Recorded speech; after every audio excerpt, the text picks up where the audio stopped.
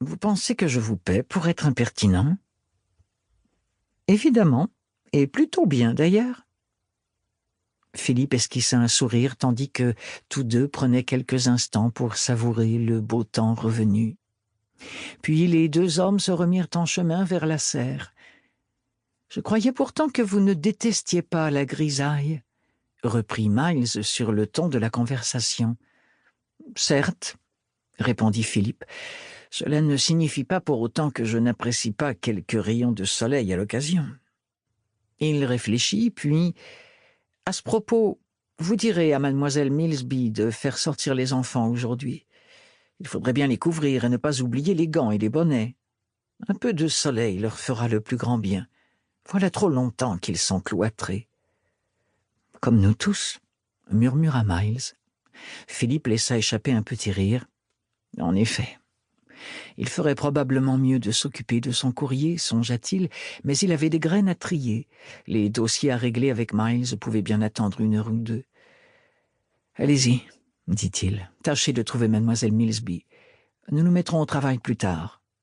Vous détestez la serre, de toute façon. »« Pas en cette saison, » assura Miles. « Un peu de chaleur est un don du ciel. » Arquant un sourcil ironique, Philippe rétorqua. « Essayez-vous de me dire que Romney Hall est plein de courants d'air? »« Comme toutes les demeures ancestrales, monsieur. »« C'est bien vrai, » admit Philippe fataliste. Il aimait bien Miles. Il l'avait embauché 6 mois plus tôt pour l'aider à classer la montagne de paperasse qu'avait peu à peu entraîné la gestion de son domaine pourtant modeste. Malgré sa jeunesse, Miles était un type bien. Son humour caustique était le bienvenu dans cette maison où l'on ne riait guère. Jamais les domestiques n'auraient osé plaisanter avec le maître des lieux. Quant à Marina, elle n'avait certes jamais ri, ni même plaisanté. Les enfants lui rendaient parfois ses sourires, mais ce n'était pas vraiment de l'humour et la plupart du temps il ne savait que leur dire. Malgré ses tentatives, il se sentait maladroit, trop grand, trop fort, si une telle chose était possible. Alors il les renvoyait à leur nourrice. C'était plus simple ainsi. « Filez !» répéta-t-il, confiant à son secrétaire une tâche dont il aurait sans doute dû s'acquitter lui-même. Il n'avait pas encore vu les enfants aujourd'hui et s'en voulait un peu, mais à quoi bon gâcher leur journée par le genre de remarques sévères dont il avait le secret, semblait-il. Il les verrait lors de leur promenade avec mademoiselle Milsby.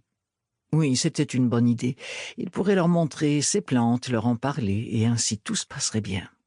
Une fois dans la serre, Philippe referma la porte derrière lui et respira à plein poumon l'air chargé d'humidité. Il avait étudié la botanique à Cambridge et avait même décroché une mention très bien. Il aurait sans doute embrassé une carrière universitaire si son frère aîné n'avait pas péri à Waterloo, faisant de lui un propriétaire terrien et un gentleman de la campagne. Son destin aurait pu être pire, il aurait pu être propriétaire terrien et gentleman de la ville. Ici au moins, il pouvait poursuivre ses recherches botaniques dans une relative sérénité. Il s'approcha de son plan de travail pour examiner son dernier projet, une variété de pois qu'il tentait de rendre plus charnue. Pour l'instant, ce n'était pas un succès. En plus d'être flétri, les gousses avaient jauni. Il fronça les sourcils puis s'autorisa un petit sourire tout en allant chercher ses outils au fond de la serre. Il ne se tracassait jamais outre mesure quand ses expériences ne fonctionnaient pas comme prévu.